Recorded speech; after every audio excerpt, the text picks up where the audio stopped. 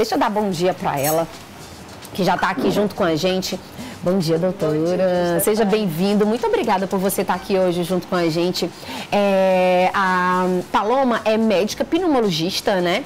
Pediátrica. E esse período, gente do céu, que a gente vê nos hospitais, nas urgências e emergências, em casa as mamães reclamando também, porque quando a gente se torna mãe, a gente tem um batalhão de amigas e mães que seguidoras que vai junto com a gente. É impressionante, gente. A gente realmente se torna muito forte, e mais ainda por conta de mamães aí que ficam unidas, né? Mas, ó, gente, a asma, né? Também chamada de asma pediátrica ou asma em crianças, a asma infantil é uma condição que afeta o sistema respiratório de pacientes que ainda são bebês, crianças ou até adolescentes também, né, doutora?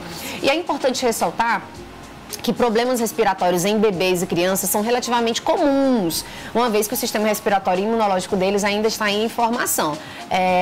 Mas a gente fica ainda muito preocupada, né? No entanto, isso quer dizer que os pacientes tenham de fato a asma. Assim, a pessoa já diz, meu Deus, ele é asmático, meu Deus, ele tem rinite, sinusite. Às vezes a gente já fica logo, né? Primeiro porque a mãe tem ou o pai tem, a gente já fica logo, meu Deus, ele tem rinite, sinusite. Aí a gente vai até tirar essa dúvida com a doutora aqui. Mas hoje, gente, é celebrado o Dia Mundial de Combate à Asma. Olha só, eu não sabia, né? Dia Mundial de Combate à Asma, para você ver como é um assunto importante, que é relevante a gente trazer esse tema sempre que possível, né? Porque não tratado pode trazer outras causas com mais problemas. E hoje a doutora Paloma Santana vai trazer mais informações e você pode participar comigo pelo nosso Instagram, gente. Roubaram meu celular do programa. Então, a gente vai estar se comunicando temporariamente pelo Instagram do programa, @PGM Bom Demais, até eu tentar resolver aí essa questão do celular. Tá bom assim? Então, se você tem alguma dúvida, quer conversar com a gente, manda mensagem lá no Instagram, @PGM Bom Demais. @PGM Bom Demais. Que daí, eu vou estar... A gente vai aqui esclarecendo junto com a doutora Paloma. Bom dia, doutora. Seja bem-vinda. Muito obrigada por se disponibilizar e estar aqui junto com a gente, né? Sugestão também de telespectadores falar sobre esse assunto, porque esse período do ano, doutora, é um período que tem uma alta muito grande nessas crises. E já vem logo essa pergunta, por que isso acontece? Tanto que é comemorado de alusivo, né? Sim, sim.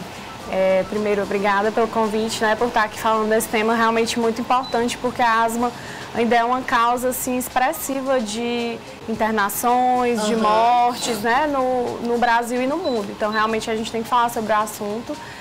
Nesse período do ano, assim, não só na nossa região, mas em outras do país, a gente tem a chamada sazonalidade de alguns vírus respiratórios, né? E, além disso, variações climáticas, né, que são típicas, enfim, de cada região.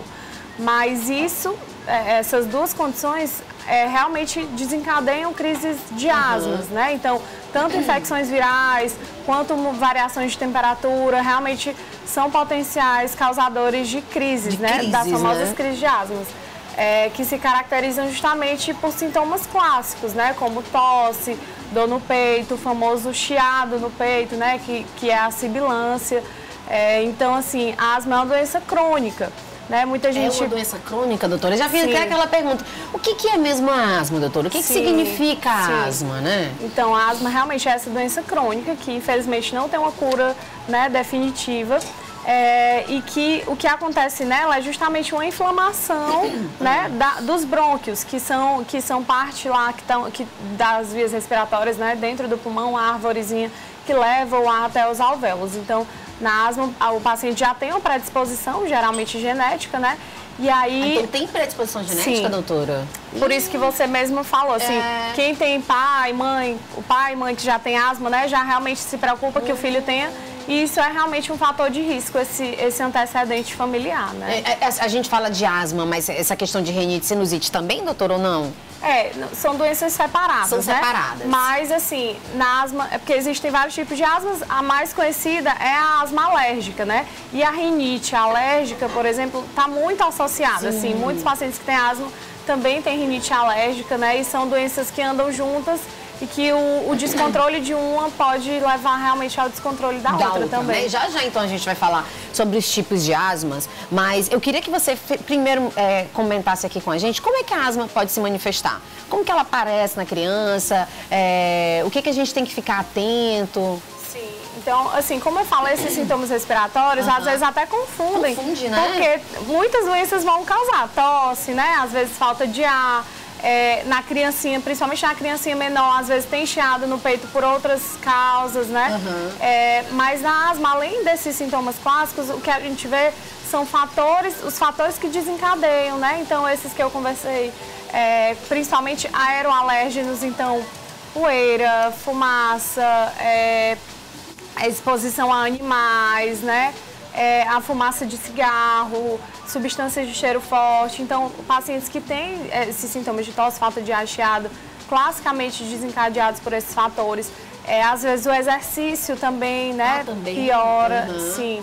Então, isso já chama a atenção realmente para o diagnóstico de asma. Recém-nascido já pode nascer com essa predisposição? Eu posso falar predisposição ou não? Ou a doença mesmo da asma? E como a gente pode... Meu filho agora fez 1 aninho agora, né? Essa semana. Ele tá com uma gripezinha, o narizinho escorrendo. Aí, tipo assim, Stefânia, tem que ter aquele alerta. O que a gente pode ter esse alerta, doutora? Sim. Nesse início da infância, né, até os 3 anos de idade, o diagnóstico de asma é bem mais complicado, assim.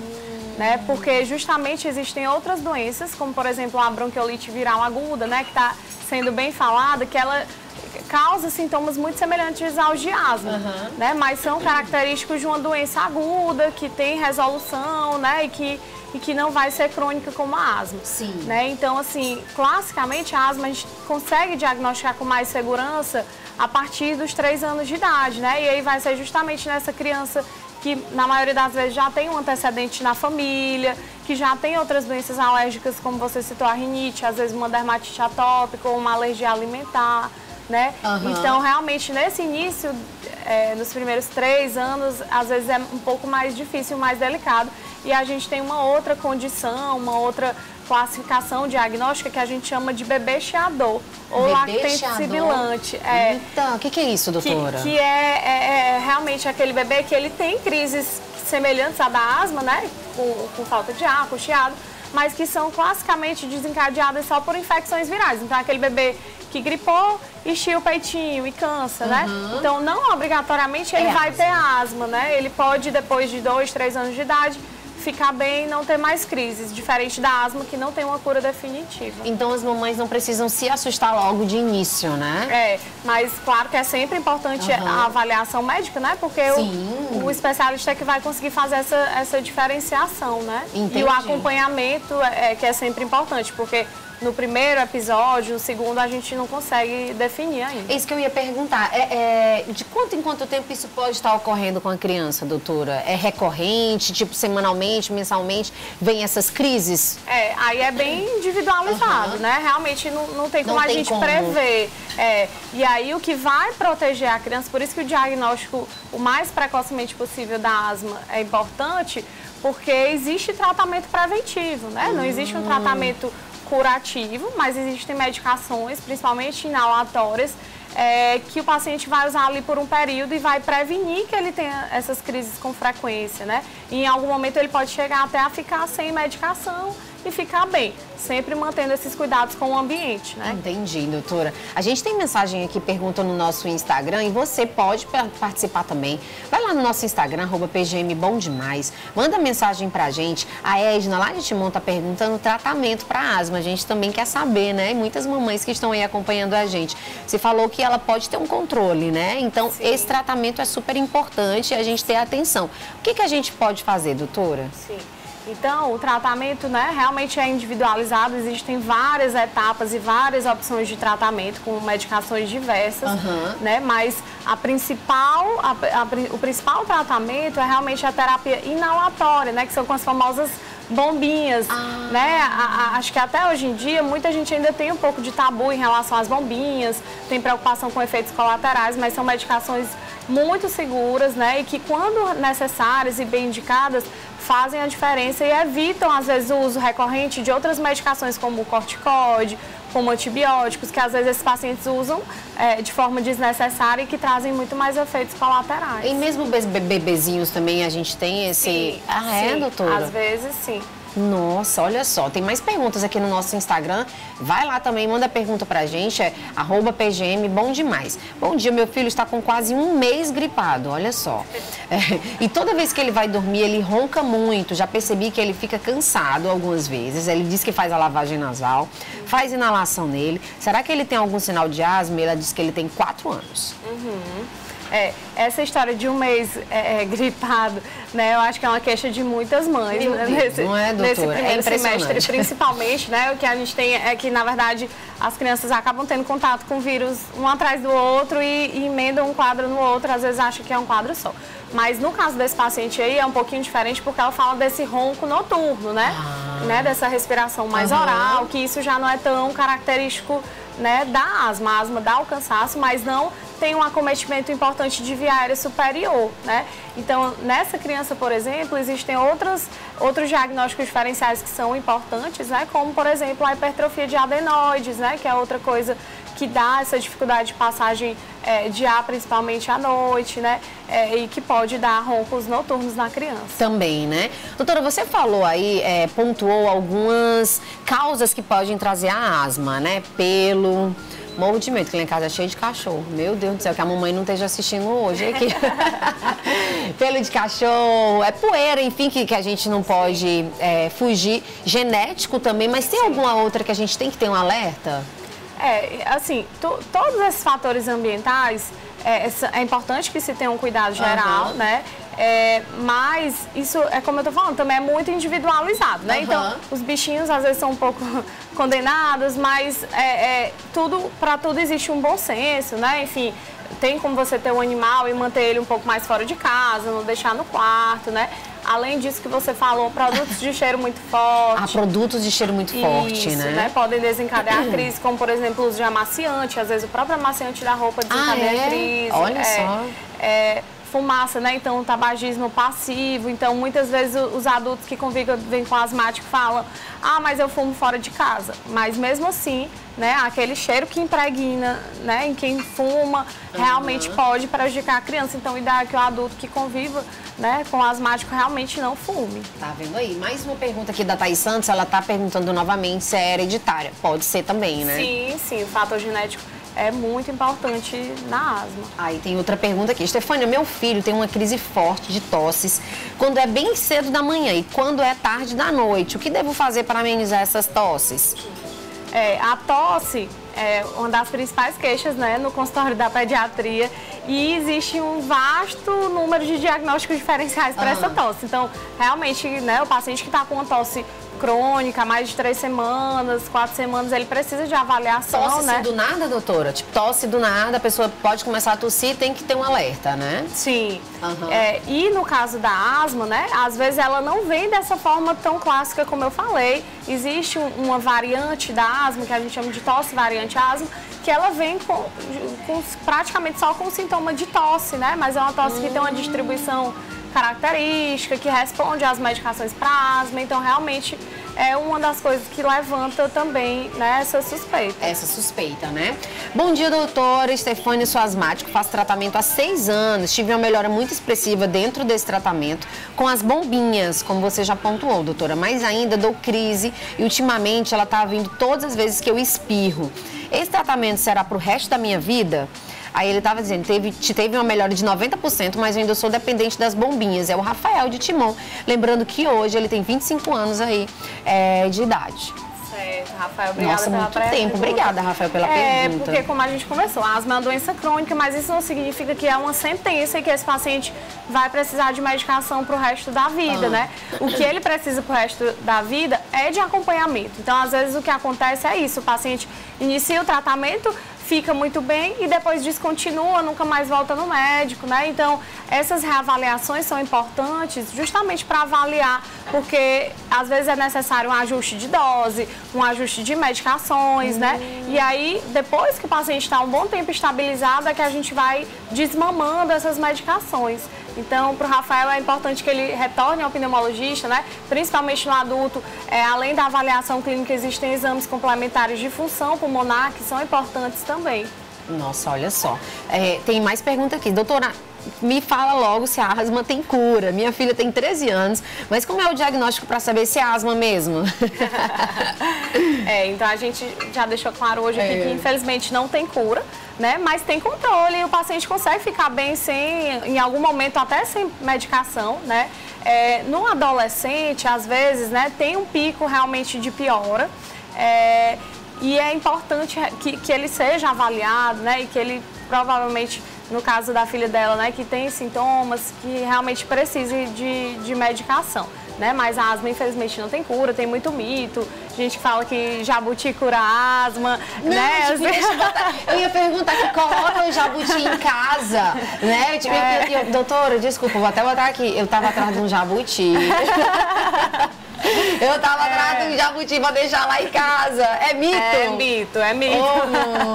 Oh, minha gente. É mito. Quer dizer que é mito. E o diagnóstico, que foi a outra pergunta dela, né? Principalmente na criança, ele é um diagnóstico clínico, então ele não depende de exames, depende realmente dessas manifestações e da avaliação do exame físico, né, do médico. Existem exames que ajudam, né, que complementam, mas o diagnóstico, principalmente na criança que não consegue fazer esse exame, que às vezes é difícil, né, tem que colaborar, assoprar, puxar o ar, então a criança não consegue ter muita colaboração, o diagnóstico é só pela avaliação clínica do médico mesmo. Tá aí. Doutora, a gente viu aqui que o Rafael disse que já tem 25 anos, né, que ele está fazendo esse tratamento de asma, e você disse que ele tem que retornar ao pneumologista para fazer uma nova avaliação.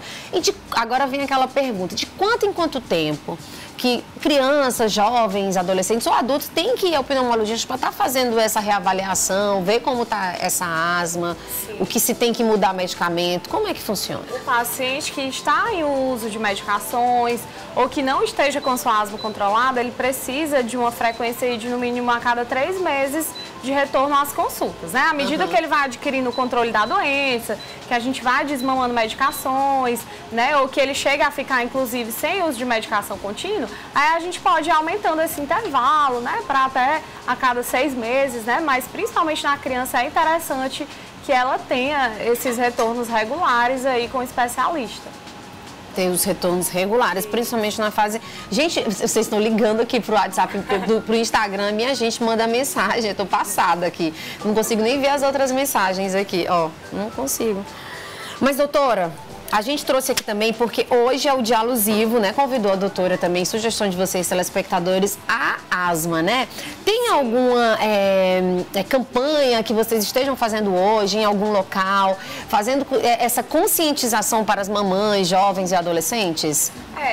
Assim, todas as sociedades, né, de pneumologia, tanto a nível regional quanto nacional, sempre tem campanhas. Hoje a gente tem aí esse veículo que é tão importante, né, que é a internet, que são as mídias digitais, e que realmente é importante a gente disseminar a informação, né, porque esses pacientes acabam demorando a ter esse diagnóstico muitas vezes, e aí isso acaba levando a sequelas, né, infelizmente lá na frente. São pacientes que podem ter perda de função pulmonar, podem ter um remodelamento na sua estrutura do pulmão, que dá limitações, que aumenta a frequência de infecções, risco de pneumonia, né? E a gente realmente informando, né, disseminando informação, a gente consegue conscientizar e evitar que esses pacientes fiquem muito tempo sem o tratamento. Sem o tratamento, né? A Sandra está perguntando aqui se a lavagem nasal é importante estar fazendo diariamente e pode ajudar na asma. Sim. A gente fala muito, né, sobre uma teoria chamada de via aérea única, né? Então, o nariz está longe do pulmão, mas podem ser liberados fatores inflamatórios, né, que chegam até o pulmão a partir do nariz.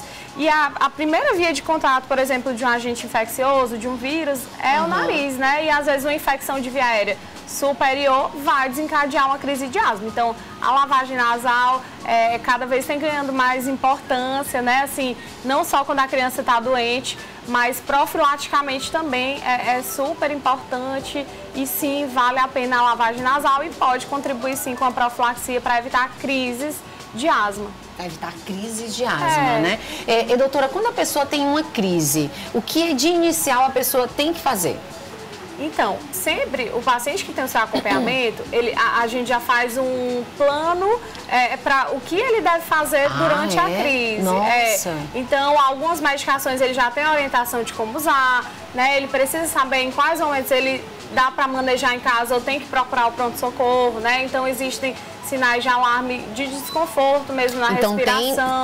Tem situações que você tem que ir até o médico. Sim, tem que ir no serviço de urgência, né? Porque tem o risco de cair a oxigenação do sangue, né? E realmente de precisar de medicações na veia ou até mesmo de oxigênio.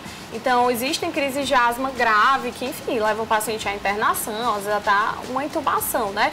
Então, a gente tem que ter esse... até por isso é importante o acompanhamento, para saber o que fazer na hora da crise. Então, é uma crise leve que você consegue fazer a bombinha de resgate em casa e fica tudo bem, ou tem sinais de muito cansaço, né? Que é a chamada retração de fúrcula external, que é afundando aqui no pescoço, afundando na costelinha da criança, batendo muito o nariz para conseguir respirar, né? Então, aí já são sinais de que ele está muito cansado e que ele precisa de uma avaliação presencial de urgência. Tá vendo aí, né? Lá no início você pontuou sobre os tipos de asma, né? Que tipos são esses? Tem um que é menos grave, um que é mais grave, um que a gente tem que ter mais atenção e outro não? Não. A variação de gravidade é independente do tipo, né? Existem vários que a gente chama de fenótipos de asma. Mas todos têm potencial de gravidade quando a criança não está bem, porque todos, ou o adulto, né? Porque todos levam à inflamação pulmonar. A mais comum, a forma mais conhecida é justamente essa asma alérgica, né? Que é relacionada a esses fatores que a gente conversou. Mas existe asma relacionada ao exercício, existe asma relacionada à obesidade, existe asma relacionada... Obesidade, doutora? Sim. Existe asma relacionada a alguns tipos de medicações que podem induzir, né? Então, até medicações também pode trazer asma, algumas medicações. Isso. Gente do céu, que coisa! Até pra gente se tratar pode trazer outras coisas aí, né? Tem mais pergunta de telespectador, que também já tinha até outra pergunta aqui relacionada ao aerosol. E ela tá perguntando aqui se o aerosol é melhor do que a bombinha. A outra tinha perguntado se o aerosol ajudava também pra quem tem asma. Ou nessas crises aí também de alergia. Não, é uma excelente pergunta, né? Porque por muito tempo, né, se usava realmente de forma predominante aquele inalador convencional, com a máscara, né? O nebulizador que é ligado na tomada e aí faz a nebulização. Existem até hoje medicações broncodilatadoras, né? Que a gente pode usar aí. Mas quando a gente usa a bombinha e o espaçador, né? Que é um dispositivo também utilizado com máscara e ele tem um tubinho. As partículas da medicação ficam muito menores e aí com isso elas conseguem chegar mais profundamente no pulmão, então atinge, né, a via aérea mais distal e isso tem um efeito muito melhor, né? Então a quantidade final de medicação que chega no pulmão quando a gente utiliza na bombinha no espaçador é muito maior do que quando a gente utiliza o nebulizador. Então, sempre vai ser preferível. A bombinha. Com o espaçador. Com o espaçador. Um outro cuidado, uma outra coisa que a gente tem que pontuar é que muita gente ainda faz esse uso errado da bombinha sem o espaçador, né? A bombinha direto na boca também não vai chegar muita medicação no pulmão, porque ela sai em spray e aí fica tudo na cavidade oral, né? O espaçador tem esse papel justamente de transformar essas partículas para que elas cheguem no pulmão. Tá aí. Tem outra pergunta aqui super pertinente, é a Dineia. Bom dia, Dineia. Obrigada pela pergunta. Ela tá dizendo, Stefânia, eu tenho 38 anos e eu uso 2 bombinhas, a Aerolin e a Lenha. Essas 2 bombinhas são viciantes? Eu preciso saber. Nossa, muito importante, porque a gente, outro mito que a gente tem que cair por terra. Porque, assim, muita gente ainda tem medo de usar bombinha ou de fazer na criança porque acha que vicia, que tem grandes efeitos colaterais, né? Mas são medicações realmente muito estudadas e muito seguras, né? Não vicia, bombinha não vicia. Pelo contrário, ela traz o controle da doença, né? Evita que você tenha crise. Em algum momento a gente consegue realmente tirar e o paciente fica sem essas bombinhas.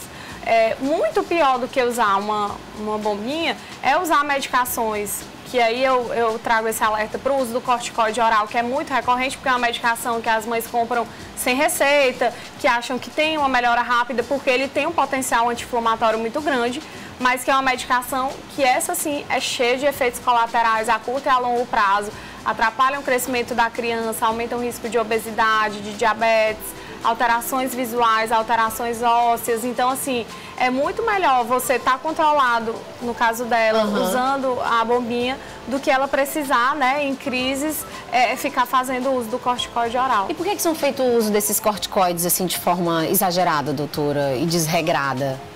É porque, assim, o corticoide, ele tem um potencial anti-inflamatório importante, então ele realmente melhora ali, às vezes, né, realmente essas doenças inflamatórias. Mas só que ele não está, né, tratando a base do problema, assim, não são medicações que a gente pode usar de forma crônica, justamente por esses efeitos colaterais e principalmente na criança, né? Então o corticoide inalatório, que às vezes vai estar na bombinha, ele vai atuar lá no pulmão, que é onde a gente quer que ele faça o efeito, sem trazer esses outros efeitos sistêmicos para o resto do corpo. Entendi, gente. Você pode continuar participando pelo nosso Instagram, @PGMBomDemais. Vai lá, manda sua pergunta. A gente vai para o intervalo? A gente vai para 3, então antes de ir para o intervalo, mas tem mais pergunta aqui para a doutora, que já já a gente volta. O pessoal está perguntando muito nessa relação estresse e asma e estresse. Eu fiquei curiosa também para saber. Tem relação, doutora? Sim. O estresse pode desencadear uma crise de asma, ou a asma traz o estresse assim sucessivamente? Sim, tem relação, sim. O estresse, né, e alterações de nível psicológico, enfim, quando a pessoa está com depressão ou quando não está bem psicologicamente ou estressado, pode sim desencadear crise de asma. Nossa, olha só, gente. Então, tem crise, manter a calma. Isso. Tem que manter a calma, porque senão, na verdade, todo problema que aparece, a gente tem que primeiro manter a calma para depois a gente ver o que vai fazer, né, doutora? A gente sabe que nosso cérebro controla tudo, né? Interfere em tudo. A nossa saúde emocional é muito importante. Gente, uma vez o meu filho quase que engasga, meu Deus do céu, primeiro eu dei aquela surtada, né? E depois, pera ainda, tenho que quietar aqui. E isso funciona também em crises asmáticas, né, doutora? A gente tem que primeiro ter ciência para depois saber o que vai fazer, principalmente em bebê, né? Sim. Bebezinho a gente não sabe. Doutora, não sai daí não. Tá, fica aqui comigo, que a gente tem mais perguntas aqui para responder dos nossos telespectadores. A Thaís está perguntando, todo medicamento para asma é corticoide? Olha aí de novo, você acabou de falar, né? Tomo prednisona e senti que engordei muito. Tá aí, já a doutora vai responder essa pergunta, tá aqui, né? Voltando aqui com a nossa doutora, gente, doutora Paloma, ela é pediatra, pneumologista, né, doutora, trazendo sobre esse assunto também, que hoje é o dia de combate à asma. Vamos responder aqui, a doutora já tem que sair, a gente vai pro intervalo. Ela tá perguntando aqui, a Thaís de Paula tá perguntando, doutora, todo medicamento para asma é corticoide? Eu tomo prednisona e senti que engordei muito. A doutora já até pontuou. Não, né, doutora? Não, exatamente. O corticoide oral, assim, ele é reservado para crises moderadas a graves, né? Então, realmente, evitar o uso sem prescrição médica, porque é uma medicação que tem potenciais efeitos tanto a curto quanto a longo prazo. E na criança, então, nem se fala. Tá vendo aí, ó. E tem uma telespectadora aqui agradecendo a resposta, né? Que ela disse que a filha dela tá com 3 anos e que espera em um pneumologista pelo SUS. E agora ela tá mais calma depois dos seus esclarecimentos. Ela tá com muitas crises de asma, mas aí já tá agora mais calma e sabe como proceder. Doutora, e nós agradecemos também. Agora, a gente tá num momento de vacinação contra gripe, Covid. Aí vem a última pergunta aqui. A vacina ajuda?